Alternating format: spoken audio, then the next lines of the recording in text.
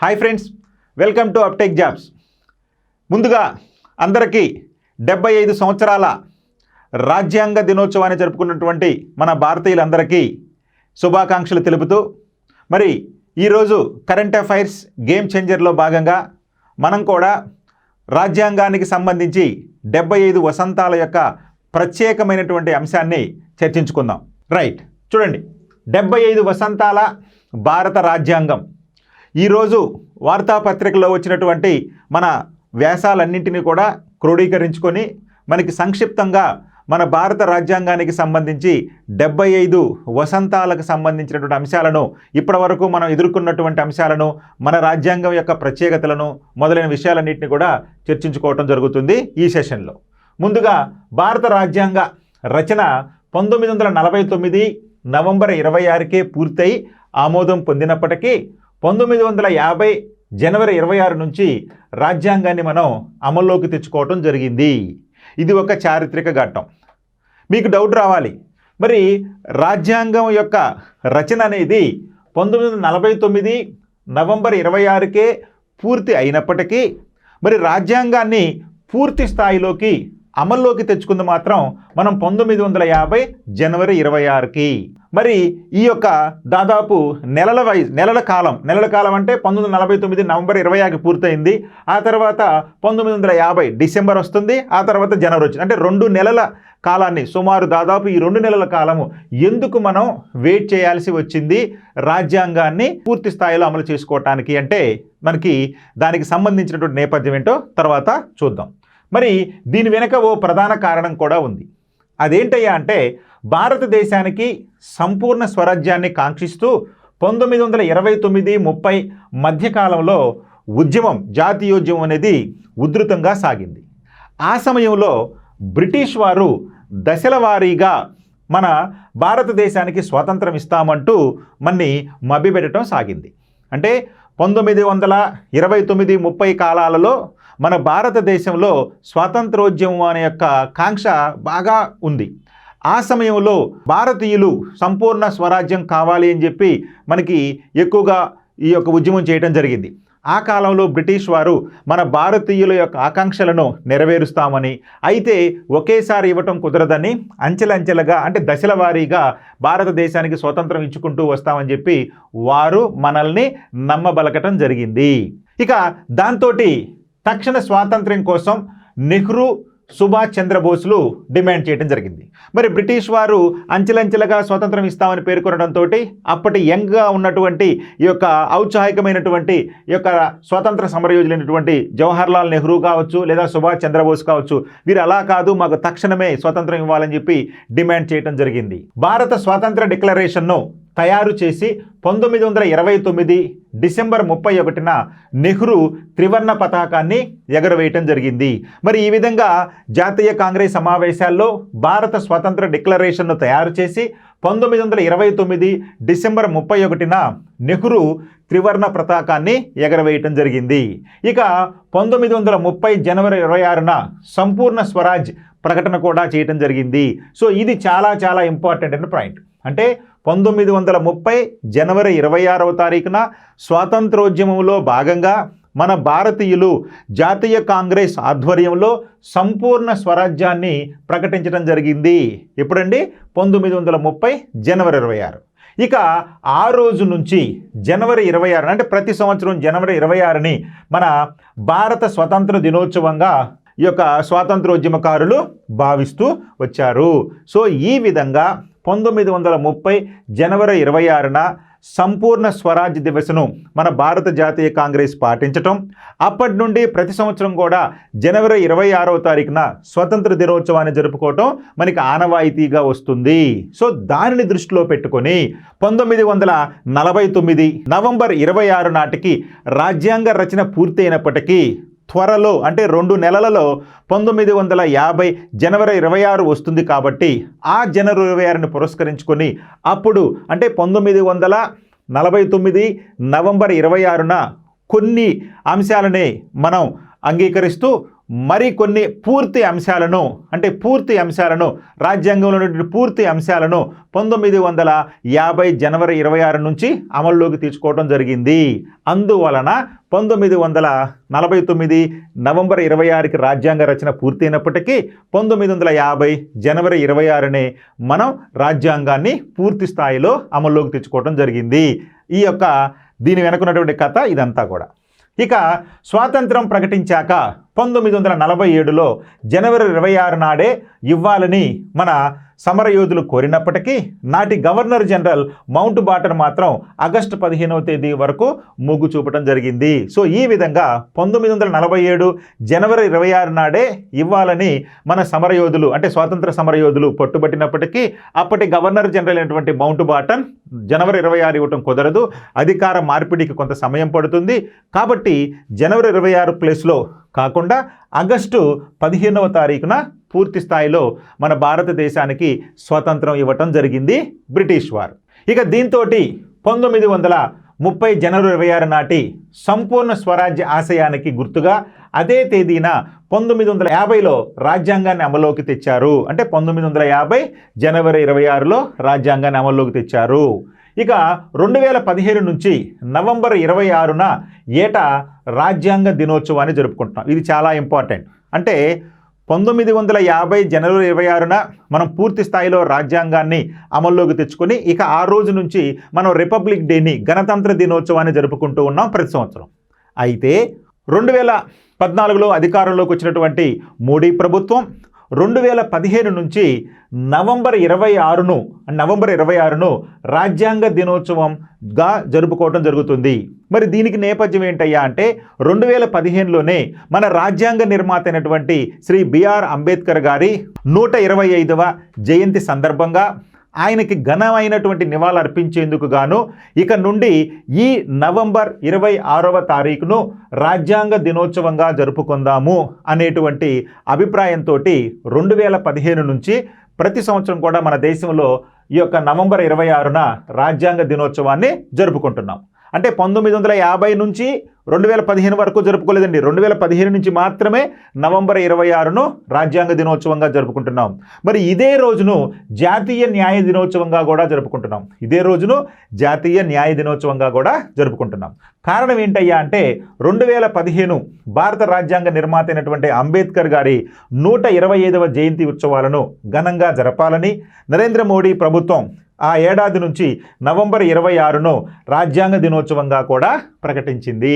కాబట్టి గుర్తుపెట్టుకోవాలి, డేస్ గురించి గుర్తుపెట్టుకునేటప్పుడు నవంబర్ 26 యొక్క ప్రత్యేకత ఏంటయ్యా అంటే జాతీయ న్యాయ దినోత్సవమే కాకుండా జాతీయ రాజ్యాంగ దినోత్సవంగా కూడా మనం దాన్ని జరుపుకుంటున్నాము. ఎప్పటి నుంచి జరుపుకుంటున్నామయ్యా రాజ్యాంగ దినోత్సవంగా అంటే 2015 నుంచి. మరి రాజ్యాంగానికి సంబంధించి కొన్ని ప్రధానమైన ఆసక్తికరమైన అంశాలు ఏంటో చూద్దాం. అత్యంత పురాతనమైనటువంటి రాజ్యాంగాల గురించి చెప్పుకుంటూ ప్రపంచంలో ఉన్నటువంటి దేశాల యొక్క రాజ్యాంగాల గురించి చెప్పుకుంటూ మన భారత రాజ్యాంగం అత్యంత పెద్ద రాజ్యాంగం అని, అంటే అతి పెద్ద లిఖితపూర్వక రాజ్యాంగం అని చెప్పి అనుకుంటాం.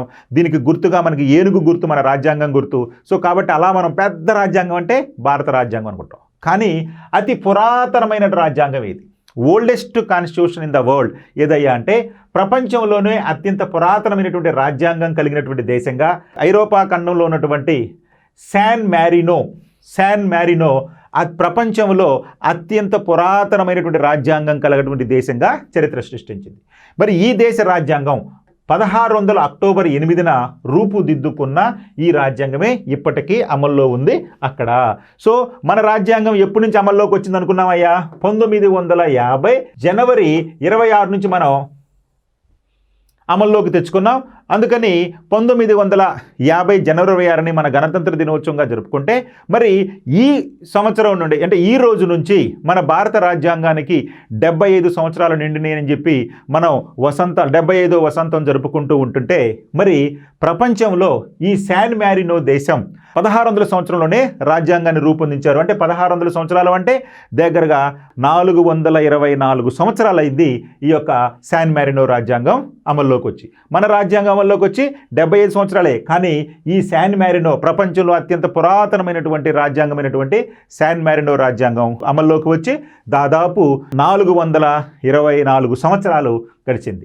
ఇక 2002లో చివరిసారిగా ఈ రాజ్యాంగాన్ని సవరించారు. అంటే రాజ్యాంగం సవరించడం కూడా జరిగింది. ఆ శాన్ మెరినో రాజ్యాంగం ఎప్పుడండి చివరిసారిగా అంటే చూడండి ఎంత దృఢమైనటువంటి రాజ్యాంగమో.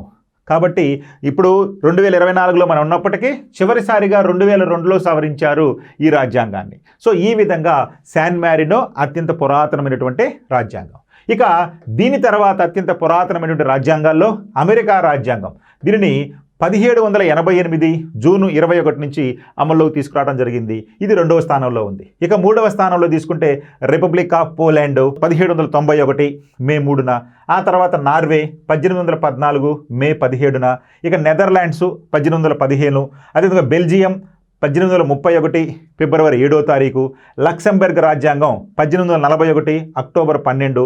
స్విట్జర్లాండ్ యొక్క రాజ్యాంగం 1848 సెప్టెంబర్ 12. ఇక డెన్మార్క్ యొక్క రాజ్యాంగం 1849 జూన్ 5. ఇక కెనడా రాజ్యాంగం 1867 జూలై 1 ఆ తర్వాత స్థానాల్లో ఉన్నాయి.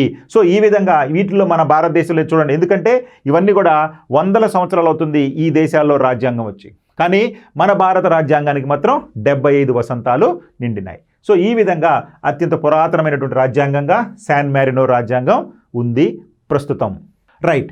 ఇక ప్రపంచంలో అతిపెద్ద రాజ్యాంగం, పురాతనమైన రాజ్యాంగం శాన్ మెరినో రాజ్యాంగం అనుకున్నాం కదా. అతి పెద్ద రాజ్యాంగం ఏదండి అంటే మన భారత రాజ్యాంగానికి సంబంధించి అతిపెద్ద రాజ్యాంగం ఏదంటే ప్రపంచంలోనే అతిపెద్ద రాజ్యాంగాలు కలిగిన దేశాల్లో భారతదేశం అగ్రస్థానంలో ఉంది.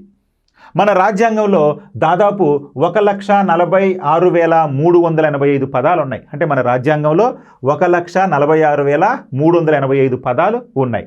మరి రాజ్యాంగం అమల్లోకి వచ్చినప్పుడు అంటే 1949లో మన రాజ్యాంగం అమల్లోకి వచ్చినప్పుడు మన మొత్తం రాజ్యాంగాన్ని కొన్ని భాగాలుగాను, కొన్ని అధ్యాయాలుగాను, కొన్ని షెడ్యూల్గాను విభజించుకోవడం జరిగింది. అప్పుడు 22 అధ్యాయాలుగాను, 395 అధికరణలుగాను, 8 షెడ్యూళ్ళతోటి మన రాజ్యాంగం 1949 నవంబర్ 26న మొదటిసారిగా మనం అమల్లోకి చేర్చుకోవడం జరిగింది. మరి ప్రస్తుతం తీసుకున్నాం అనుకుంటే 2024 వచ్చేసరికి మన రాజ్యాంగానికి సవరణలు జరిగి, చేర్పులు జరిగి, ఇవన్నీ కూడా మార్పులు చేర్పులతోటి ప్రస్తుతం మన రాజ్యాంగం ఎంత పరిమాణంలో ఉందయ్యా అంటే 25 అధ్యాయాలతోటి, 448 అధికరణలతోటి, 12 షెడ్యూళ్ళతోటి ఉంది మన రాజ్యాంగం. సో కాబట్టి మీరు గుర్తుపెట్టుకోవాలి. సో మన రాజ్యాంగం ఎందుకు పెద్దదయ్యా అంటే మన రాజ్యాంగంలో ప్రస్తుతం 25 అధ్యాయాలు, 445 అధికరణలు, 12 షెడ్యూళ్ళు ఉన్నాయి. అందువలనే ప్రపంచంలో అతిపెద్ద లిఖిత రాజ్యాంగంగా మన భారత రాజ్యాంగం చరిత్ర సృష్టించింది. ఇక తర్వాత స్థానాల్లో తీసుకుంటే నైజీరియా రాజ్యాంగం. ఈ నైజీరియా రాజ్యాంగంలో 66,263 పదాలుంటే బ్రెజిల్ రాజ్యాంగంలో 64,488 పదాలు, మలేషియా రాజ్యాంగంలో 68,080 పదాలు, పపువా న్యూగినియా రాజ్యాంగంలో 58,490 పదాలు తోటి తర్వాత స్థానాల్లో ఉన్నాయి. మరి మన రాజ్యాంగం అమల్లోకి వచ్చిన తర్వాత కాలానుగుణంగా అవసరాలను బట్టి, సందర్భాన్ని బట్టి మన రాజ్యాంగంలో కొన్ని సవరణలు జరిగినాయి. ఆ సవరణల్లో కొన్ని ప్రధానమైనటువంటి సవరణలు ఏంటో మనం ఇప్పుడు చూద్దాం. కొన్ని ప్రధాన రాజ్యాంగ సవరణలు. అసలు రాజ్యాంగ సవరణ ఎందుకయ్యా అంటే 1949లో మన రాజ్యాంగాన్ని మనం అమల్లోకి తెచ్చినప్పుడు అప్పుడున్నటువంటి కాల పరిస్థితులకు అనుగుణంగా మన రాజ్యాంగ నిర్మాతలు ఇతర దేశాల నుంచి మంచి లక్షణాలను తీసుకొని మనకు అనుకూలంగా రాజ్యాంగాన్ని రూపొందించుకోవడం జరిగింది. వారు ఆనాడే ముందు చూపుతోటి రాబోయే కాలంలో పరిస్థితులకు అనుగుణంగా ఈ రాజ్యాంగాన్ని మార్చుకునేటువంటి, సవరించుకునేటువంటి అవకాశాన్ని మనకి కల్పించడం జరిగింది. దానికి అనుగుణంగానే మన పాలకులు క్రమానుగతంగా అవసరాలకు అనుగుణంగా ఈ రాజ్యాంగంలో సవరణలు చేపట్టడం జరిగింది. ఏమి చేపట్టినప్పటికీ మౌలిక స్వరూపాన్ని మార్చకూడదు అనేది మన దృఢమైనటువంటి నిశ్చయం. సో కాబట్టి ఇప్పటి వరకు రాజ్యాంగంలో కొన్ని సవరణలు చేశారు. వాటిలో ప్రధానమైన వాటితో చూద్దాం. రాజ్యాంగ నిర్మాతలు రాజ్యాంగాన్ని సవరించే అత్యున్నత అధికారం పార్లమెంట్కి ఇచ్చారు. మరి రాజ్యాంగాన్ని ఎవరు సవరించే అవకాశం ఉన్నాయా అంటే పార్లమెంట్కి ఇచ్చారు రాజ్యాంగాన్ని సవరించే అధికారం. ఆ అధికారంతోనే పార్లమెంటు ఇప్పటి వరకు 106 సార్లు మన రాజ్యాంగాన్ని సవరించడం జరిగింది. అంటే ప్రస్తుతం 2024 వరకు మన భారత రాజ్యాంగాన్ని ఎన్నిసార్లు మనం సవరించుకున్నామయ్యా అంటే 106 సార్లు సవరించుకున్నాం. మరి మొట్టమొదటి రాజ్యాంగ సవరణ ఎప్పుడు చేసుకున్నామయ్యా అంటే తొలి సవరణ 1951లోనే చేసుకున్నాం. అంటే 1949 నవంబర్ 26న మనం రచన పూర్తి చేసుకొని 1950 జనవరి 26న మనం పూర్తిగా అమల్లోకి తీసుకొచ్చిన మన రాజ్యాంగంలో మొట్టమొదటి సవరణ నెక్స్ట్ ఇయరే జరిగింది. అంటే 1951లోనే జరిగింది. దేని మీద జరిగిందయ్యా ప్రధానంగా అంటే ప్రాథమిక హక్కు మీద మొదటి సవరణ అనేది జరిగింది. ఏందో చూడండి. తొలి రాజ్యాంగ సవరణే ప్రాథమిక హక్కుపై కావటం గమనార్హం. వాక్ స్వాతంత్రాన్ని కల్పించే అధికరణం 19పై పరిమితులను ప్రభుత్వం విధించింది. భూ సంస్కరణలు ఇతర చట్టాలకు న్యాయ సమీక్ష నుంచి రక్షణ కల్పించింది. సో ఈ విధంగా భూ సంస్కరణలు, అది ఇతర చట్టాలు, అదేవిధంగా వాక్ స్వాతంత్రానికి సంబంధించినటువంటి అంశాలపై మొదటి రాజ్యాంగ సవరణ జరిగింది. అధికరణ 19 పైన ప్రధానంగా గుర్తుపెట్టుకోవాలి. ఇక మరొక ప్రధానమైనటువంటి సవరణ 7వ సవరణ. దీనిని 1955లో చేయడం జరిగింది.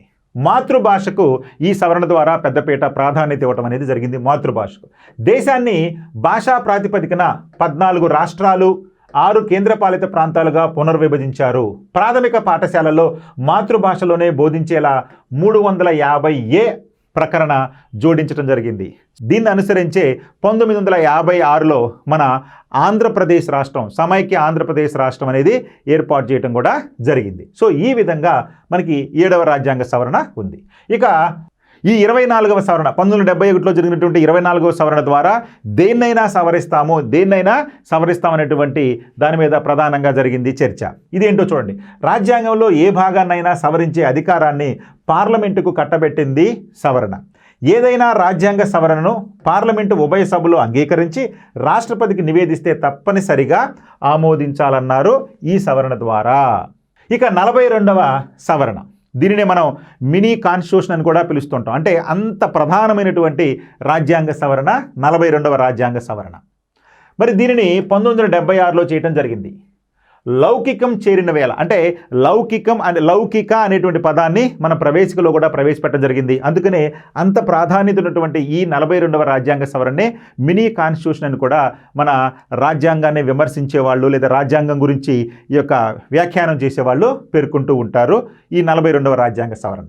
సామ్యవాద, లౌకిక, సమగ్రత పదాలను ప్రవేశికలో అదనంగా జోడించారు. పౌరులకు ప్రాథమిక విధులను నిర్దేశించారు. సో ఈ విధంగా ప్రాథమిక విధులను నిర్దేశించడం కావచ్చు, సామ్యవాద, లౌకిక, సమగ్రత అనేటువంటి అంశాలను ప్రవేశికలో మన ప్రియాంబుల్లో పొందుపరచడం జరిగింది ఈ 42వ రాజ్యాంగ సవరణ ద్వారా. ఎప్పుడు జరిగిందండి? 1976లో. ఇక ఆస్తి హక్కు తొలగించారు 44వ రాజ్యాంగ సవరణ ద్వారా. సో 44వ రాజ్యాంగ సవరణ ద్వారా ఆస్తి హక్కును తొలగించారు 1978లో. దీని గురించి చూడండి. అత్యేక స్థితి అధికరణంలో అంతర్గత సమస్యలు పదం స్థానంలో సైనిక తిరుగుబాటు పదం చేరింది. మంత్రివర్గం రాతపూర్వక సలహాతోనే రాష్ట్రపతి అత్యేక స్థితిని ప్రకటించాలి. ప్రాథమిక హక్కుల నుంచి ఆస్తి హక్కును తొలగించారు. సో ఈ రాజ్యాంగ సవరణ ద్వారా 44వ రాజ్యాంగ సవరణ ద్వారా ప్రాథమిక హక్కుల నుంచి ఆస్తి హక్కును తొలగించడం జరిగింది.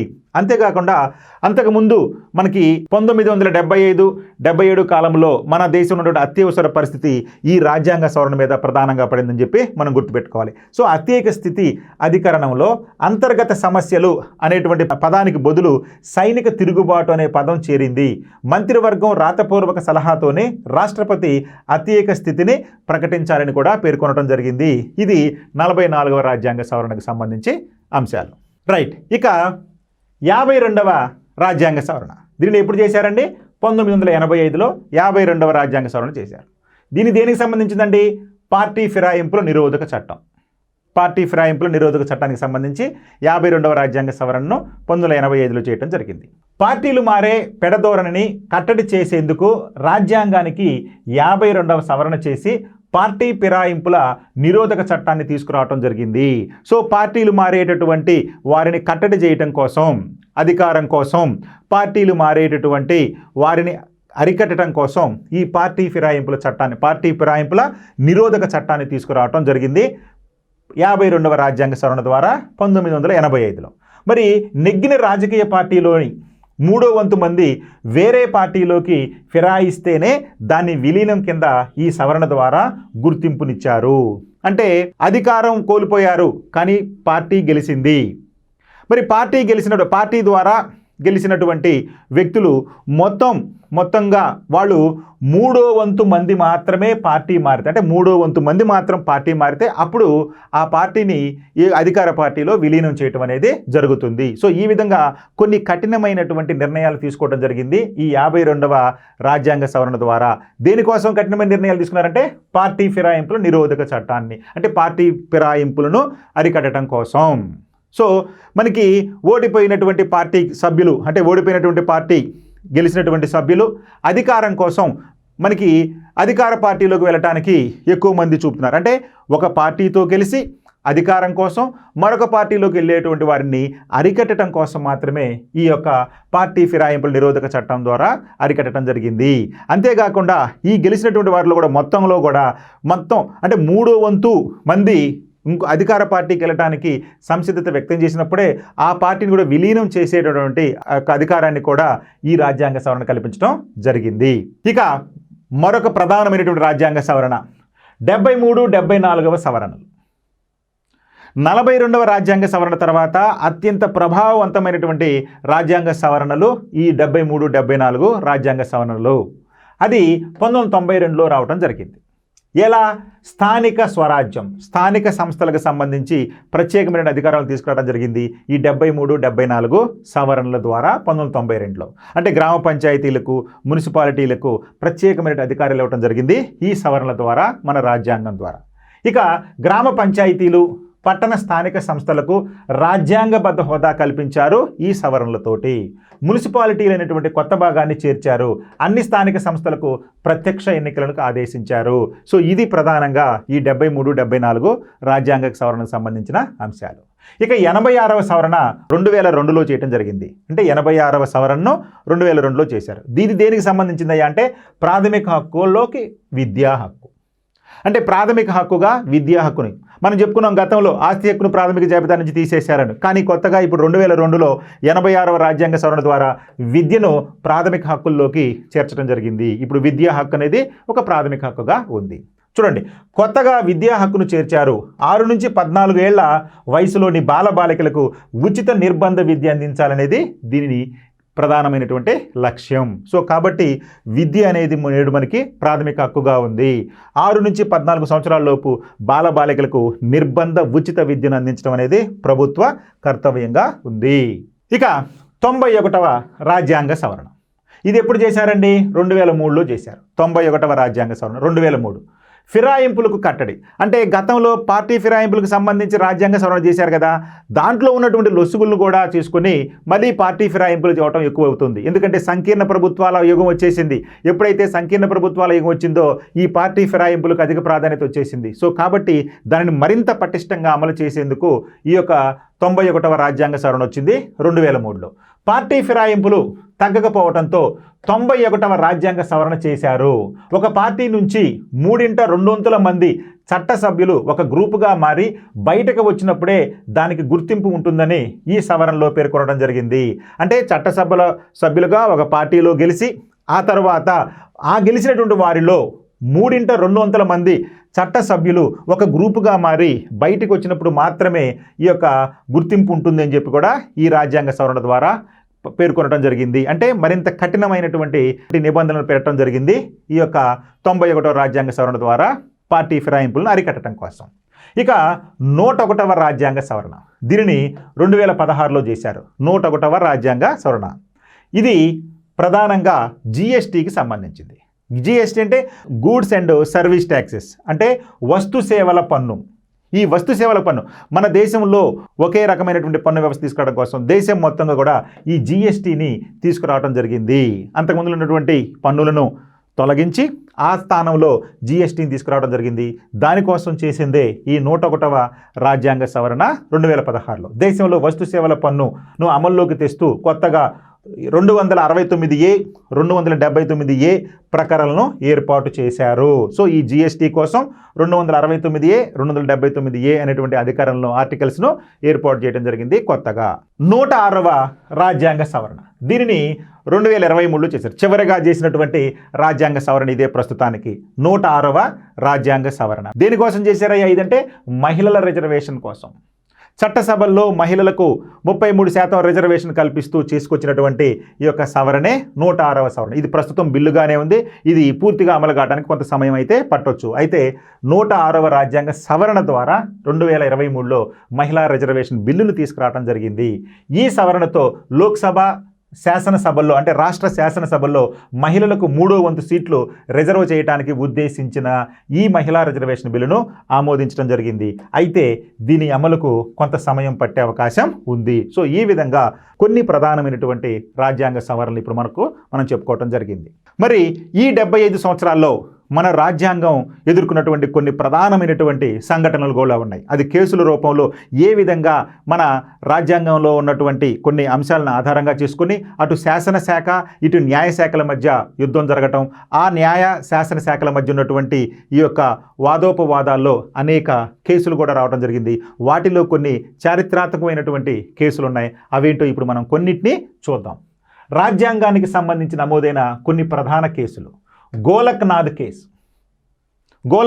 మొదటగా అంటే శాసనశాఖకు న్యాయశాఖకు మధ్య ఈ యొక్క ఎవరు గొప్ప అనేటువంటి వాదంలో భాగంగా వచ్చినటువంటిదే ఈ గోలక్నాథ్ కేసు 1967 నాటి Golaknath versus State of Punjab కేసుతో శాసన న్యాయ వ్యవస్థల మధ్య సంఘర్షణ ప్రారంభమైంది. శాసన న్యాయ వ్యవస్థ అంటే శాసన వ్యవస్థ గొప్ప, ఇటు న్యాయ వ్యవస్థ గొప్ప, ఎవరు కంట్రోల్ చేస్తారు అనేటువంటి వివాదం అనేది ఆరంభమైంది. ఎప్పుడంటే 1967 ఈ Golaknath versus State of Punjab కేసుతో. మరి ఈ కేసులో 11 మంది సభ్యుల ధర్మాసనం పార్లమెంటు అధికారాన్ని ఖాయపరిచిన శంకరీ ప్రసాద్, సజ్జన్ సింగ్ కేసుల్లో వెలువడినటువంటి తీర్పులను కొట్టివేసింది. సో ఈ శంకరీ ప్రసాద్, సజ్జన్ సింగ్ కేసుల్లో ఈ యొక్క పార్లమెంట్ అధికారాన్ని ఖాయపరిచినటువంటి అంటే పార్లమెంటుకి అధికారాన్ని ఇవ్వటాన్ని తోసిపుచ్చేసి ఈ యొక్క తీర్పును కొట్టేసింది. ఇక పార్లమెంటు సవరణ అధికారం న్యాయ సమీక్షకు లోబడే ఉంటుందని తెలిపింది. అంటే పార్లమెంటుకు సవరణ అధికారం అనేది న్యాయ సమీక్షకు లోబడే ఉంటుంది. పార్లమెంటు సవరించవచ్చు, కానీ న్యాయ సమీక్షకు లోబడే సవరించాలి అని చెప్పి తెలిపింది. దీనిపై పార్లమెంటు తీవ్రంగానే స్పందించింది. 24వ సవరణతో ప్రాథమిక హక్కులు సహా రాజ్యాంగంలోని ఏ భాగానైనా సవరించే అధికారం పార్లమెంటుకు ఉందని తీర్మానించింది. మరి పార్లమెంటు ఊరుకునిద్దా అంటే పార్లమెంటు ఊరుకోలేదు. దేన్నైనా సవరించే అధికారం పార్లమెంటుకు ఉందని పార్లమెంటు ధిక్కరించడం అనేది జరిగింది. సో ఈ విధంగా గోలక్నాథ్ కేసుతోటి ఈ శాసన న్యాయశాఖల మధ్య ఈ యొక్క వాదోపవాదాలు, అదేవిధంగా వీటి మధ్య ఉన్నటువంటి సంఘర్షణలో ఈ విధంగా వెలుగులోకి రావడం జరిగింది మొదటిసారిగా. ఇక మరొక ప్రధానమైన కేసు కేశవానంద భారతి కేసు. రాజ్యాంగ ఘర్షణను కేశవానంద భారతి కేసు 1973లో అంటే రాజ్యాంగ ఘర్షణను కేశవానంద భారతి కేసు 1973 మలుపు తిప్పిందనే చెప్పాలి. భారతదేశ చరిత్రలోనే దీన్నో చారిత్రాత్మక తీర్పుగా న్యాయ కోవిదులు పేర్కొంటారు. ఎందుకంటే చూడండి, 13 మంది అంటే సుప్రీంకోర్టు ఉన్నటువంటి 13 మంది న్యాయమూర్తుల ధర్మాసనం రాజ్యాంగ మౌలిక స్వరూప సిద్ధాంతాన్ని అంటే బేసిక్ స్ట్రక్చరల్ డాక్ట్రిన్ను ప్రతిపాదించింది. ఈ సూత్రం ప్రకంపనలు సృష్టించిందనే చెప్పాలి. ప్రాథమిక హక్కులు సహా రాజ్యాంగంలోని ఏ అధికారాన్నైనా సవరించే అధికారం పార్లమెంటుకు ఉందని పేర్కొంటూనే మౌలిక స్వరూపాన్ని మార్చకూడదని కట్టడి చేసింది. సో గోలక్నాథ్ ఇచ్చినటువంటి కేసుకు భిన్నంగా ఈ యొక్క కేశవానంద భారతి కేసు ఏం చెప్పిందయ్యా అంటే 13 మంది న్యాయమూర్తులతో ఉన్నటువంటి ధర్మాసనం రాజ్యాంగంలో ఉన్నటువంటి ఏ పదాన్నైనా, రాజ్యాంగంలో ఉన్నటువంటి ఏ అధికారాన్నైనా సవరించే అధికారం పార్లమెంటుకు ఉంది. అయితే మౌలికమైనటువంటి మన ఈ యొక్క రాజ్యాంగ స్వరూపాన్ని మాత్రం మార్చే వీలు లేదు అని చెప్పి ఒక కట్టడి చేయటం అనేది జరిగింది. అంటే పార్లమెంటుకి అధికారాన్ని ఇస్తూనే మౌలికమైనటువంటి స్వరూపాన్ని మార్చే అధికారం పార్లమెంటుకి లేదు అని చెప్పి ఈ కేశవానంద భారతి కేసు చారిత్రాత్మకమైన తీర్పు ఇవ్వడం జరిగింది 1973లో. ఇక మినర్వా మిల్స్ కేసు మరొక ప్రధానమైన కేసు. మినర్వా మిల్స్ కేసు కేశవానంద భారతి తీర్పును నీరుగార్చేందుకు ఇందిరాగాంధీ ప్రభుత్వం 1976లో 42వ రాజ్యాంగ సవరణ తీసుకొచ్చింది. పార్లమెంటు సవరణ అధికారాన్ని న్యాయస్థానంలో సవాలు చేయకూడదని పేర్కొంటూ అధికరణం 368కి కొత్త క్లాజు జత చేసింది.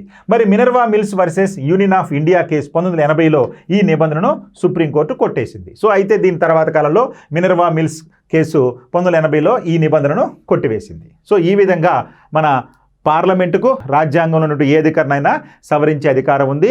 అయితే మౌలిక స్వరూపాన్ని మాత్రం మార్చే అవకాశం లేదని చెప్పినటువంటి కేశవానంద భారత కేసు ఆధారంగానే ప్రస్తుతం మనకి అమలు జరుగుతూ ఉంది. మన ఈ 75 వసంతాల భారత రాజ్యాంగ చరిత్రలో ఎమర్జెన్సీ అనేది ప్రతి ఒక్కరు గుర్తుంచుకునేటువంటి అంశం. ఎమర్జెన్సీ కాలం ప్రతి ఒక్కళ్ళు ఎమర్జెన్సీ అంటారు. ఈ ఎమర్జెన్సీ కాలం ఎవరి కాలంలో వచ్చిందయ్యా అంటే మన శ్రీమతి ఇందిరాగాంధీ గారి కాలంలో ఎమర్జెన్సీ వచ్చింది. అప్పుడున్నటువంటి రాజకీయ పరిస్థితికి అనుగుణంగా ఎప్పుడండి 1975-77 సంవత్సరాల మధ్యలో శ్రీమతి ఇందిరాగాంధీ గారి కాలంలో కేంద్రంలో ఎమర్జెన్సీని తీసుకురావడం జరిగింది. ఇప్పటి వరకు మన భారతదేశంలో అత్యేక పరిస్థితి ఎమర్జెన్సీ మొట్టమొదటిసారిగా అప్పుడే జరగడం జరిగింది. అదే మొదటి చివరిసారి ఇప్పటి వరకు మన రాజ్యాంగ చరిత్రలో. ఇది చూడండి, ఇందిరాగాంధీ ప్రభుత్వం విధించిన అత్యేక స్థితి సమయంలో అంటే 1975 నుంచి 77 సమయంలో పార్లమెంటు న్యాయ వ్యవస్థల మధ్య ఘర్షణ పతాక స్థాయికి చేరుకుంది. 39వ సవరణతో ప్రధాని, లోక్సభ స్పీకర్, రాష్ట్రపతి, ఉపరాష్ట్రపతి ఎన్నికల అంశాలను న్యాయ సమీక్ష పరిధి నుంచి నాటి ప్రభుత్వం తప్పించింది. దీంతో సుప్రీంకోర్టు జోక్యం చేసుకోవాల్సి వచ్చింది. Raj Narain versus State of Uttar Pradesh case 1975లో ఈ సవరణ రాజ్యాంగ మౌలిక స్వరూపాన్ని ఉల్లంఘిస్తుందంటూ సుప్రీంకోర్టు కొట్టివేసింది. సో ఈ విధంగా ఎమర్జెన్సీ కాలంలో ఈ యొక్క ప్రధాని, లోక్సభ స్పీకరు, రాష్ట్రపతి, ఉపరాష్ట్రపతి ఎన్నికల అంశాలను న్యాయ సమీక్ష పరిధి నుంచి నాటి ప్రభుత్వం తప్పించింది. అంటే ఇందిరాగాంధీ వీళ్ళకి ఎగ్జంప్షన్ ఇవ్వడం అనేది జరిగింది. దీంతో సుప్రీంకోర్టు ఏం చేసిందంటే జోక్యం చేసుకొని Raj Narain versus State of Uttar Pradesh case 1975లో ఈ సవరణ ద్వారా రాజ్యాంగ మౌలిక స్వరూపం ఉల్లంఘించినట్లు అవుతుందని సుప్రీంకోర్టు దీనిని కొట్టివేయడం జరిగింది. అంటే ఎమర్జెన్సీ కాలంలో ఇందిరాగాంధీ గారు తీసుకున్నటువంటి నిర్ణయాన్ని కాదు అని చెప్పి ఇది సుప్రీంకోర్టు తర్వాత కొట్టివేయటం అనేది జరిగింది. ఇక మరొక ప్రధానమైనటువంటి రాజ్యాంగమైనటువంటి మన మౌలిక లక్షణం ఏంటయ్యా అంటే మన రాజ్యాంగ నిర్మాతలు రాజ్యాంగాన్ని రూపొందించేటప్పుడు కొన్ని ప్రముఖమైనటువంటి ప్రధానమైనటువంటి అంశాలను ఇతర దేశాల యొక్క రాజ్యాంగాలను కూడా చదివి అక్కడున్నటువంటి మంచిని మన భారతదేశానికి సరిపోతాయి అని అనుకున్నప్పుడు అక్కడి నుంచి తీసుకొని వచ్చి మన రాజ్యాంగంలో పొందుపరచడం జరిగింది. అందుకనే అంత పెద్ద రాజ్యాంగంగా మన రాజ్యాంగం అవతరించింది. ఇప్పుడు మనం మన రాజ్యాంగాలలోకి ఇతర రాజ్యాంగాల నుంచి ఏ అంశాలను తెచ్చుకున్నాము, ఏ దేశాల నుంచి తెచ్చుకున్నాము అనే అంశాలను ఇప్పుడు మనం చూద్దాం. భారత రాజ్యాంగ భావనలు. భారత రాజ్యాంగం తయారీ సమయంలో ప్రపంచంలోని రాజ్యాంగాలన్నింటినీ తిరగేశారు మన రాజ్యాంగ నిర్మాతలు. వాటిలో నుంచి మనకు ఉపయోగపడే భావనలను తీసుకున్నారు. ఇలా మన సొంత ఆలోచనలకు ప్రపంచంలోని అత్యుత్తమ అంశాలను కలిపి మన రాజ్యాంగంలో పొందుపరిచారు. ఏ దేశం నుంచి ఏ రాజ్యాంగాలను తీసుకున్నారో ఇప్పుడు మనం చూద్దాం.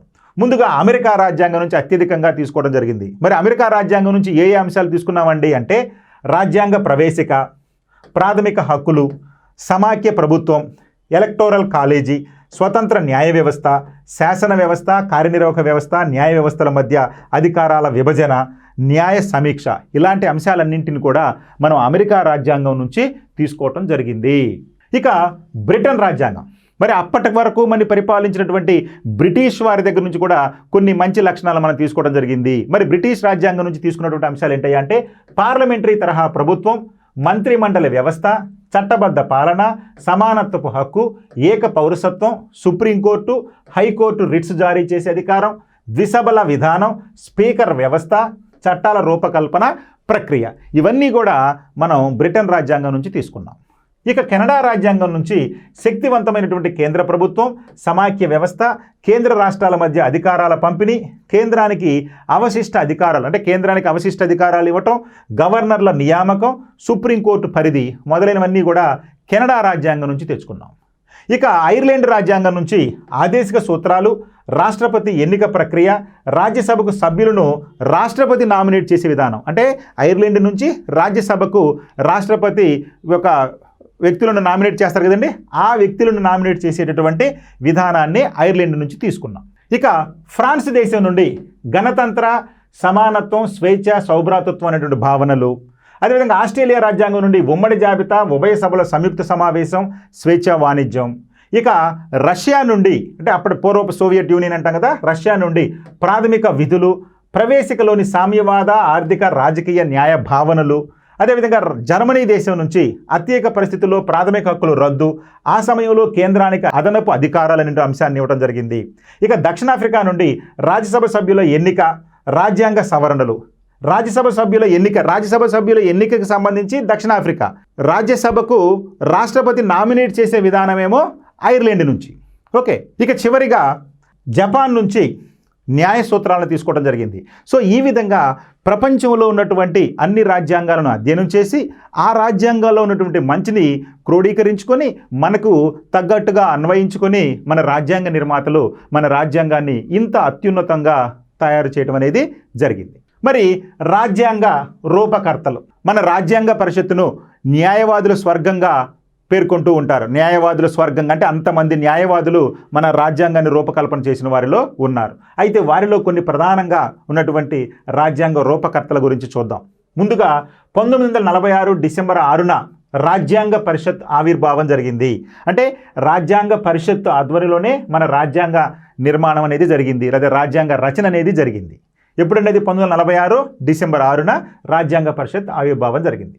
ఎన్నికైనటువంటి ప్రముఖుల్లో జవహర్లాల్ నెహ్రూ భారత జాతీయ కాంగ్రెస్ తరపున, అంటే భారత జాతీయ కాంగ్రెస్ తరపున చాలామంది ప్రముఖులు ఉన్నారు. అయితే అందులో ప్రముఖమైనటువంటి వ్యక్తి మన జవహర్లాల్ నెహ్రూ గారు.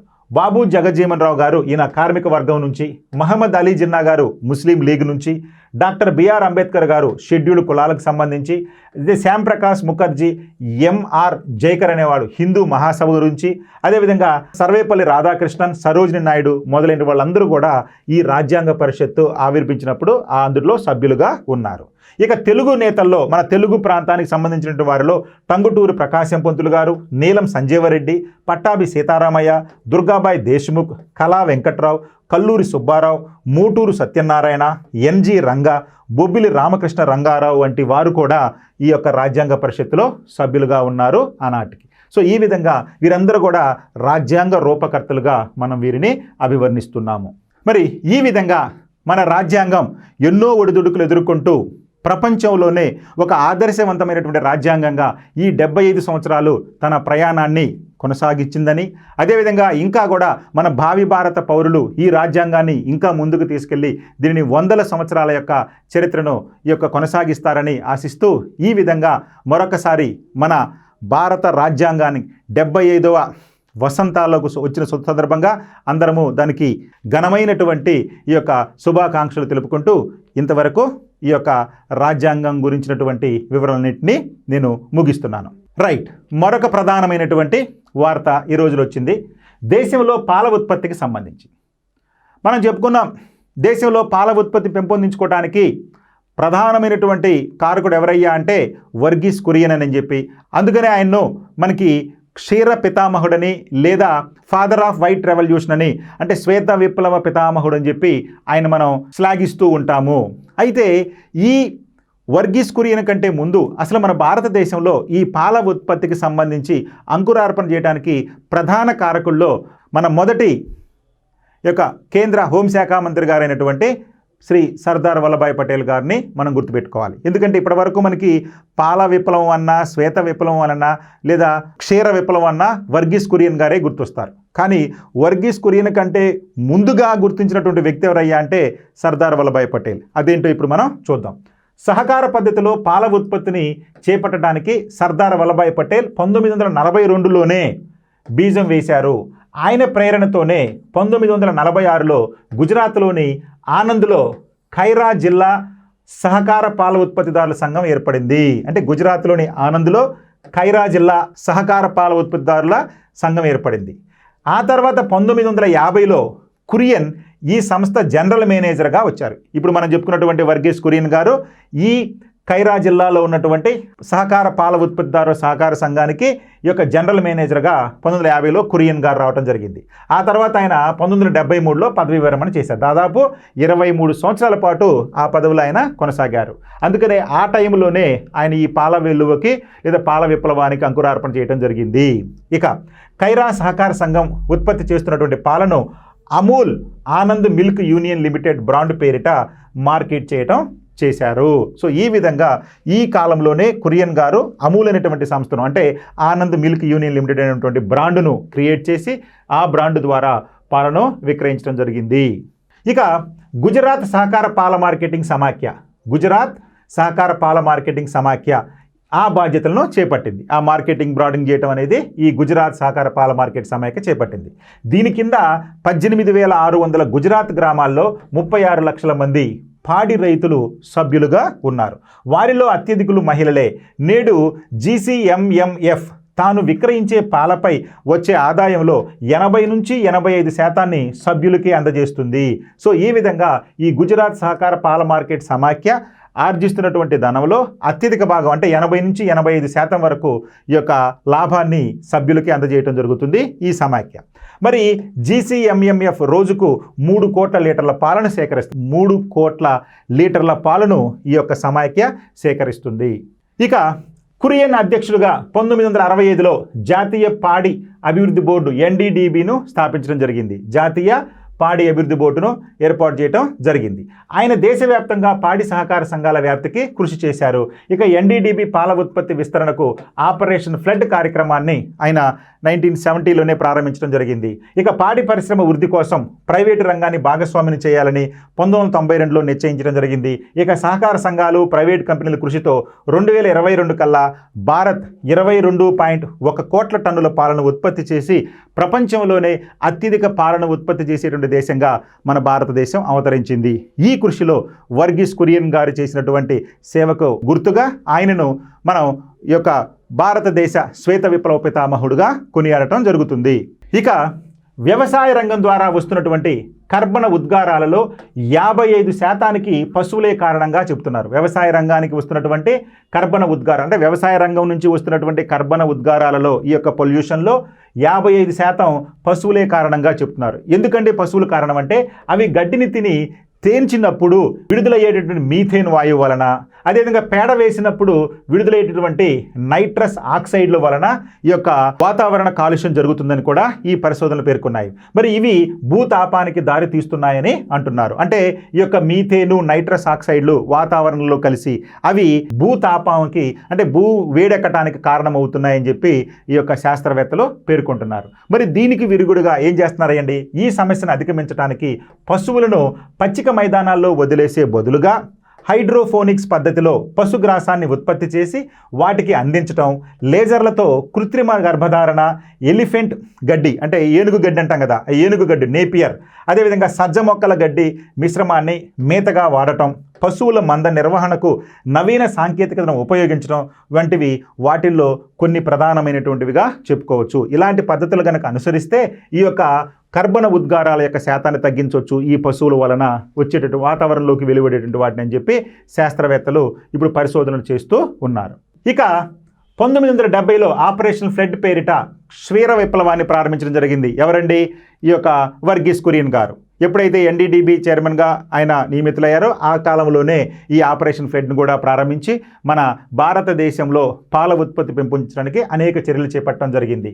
ఇక ప్రపంచంలో పాడి పశువుల నుంచి సగటు పాల దిగుబడి 7.2 కిలోలు ఉంటే భారత్లో అది 4.7 కిలోలని ఆహార వ్యవసాయ సంస్థ అంటే food and agriculture organisation FAO తెలిపింది. అంటే మన భారతదేశంలో ఉన్నటువంటి పశువుల నుంచి వచ్చేటటువంటి దిగుబడి చాలా తక్కువగా ఉందండి. సరాసరిన ప్రపంచంలో పాడి పశువు నుంచి వచ్చే సగటు పాల దిగుబడి 7.2 కిలోలు ఉంటే అది మన దేశంలో కేవలం 4.7% ఉందని చెప్పి ఈ యొక్క food and agriculture organisation FAO పేర్కొనటం జరిగింది.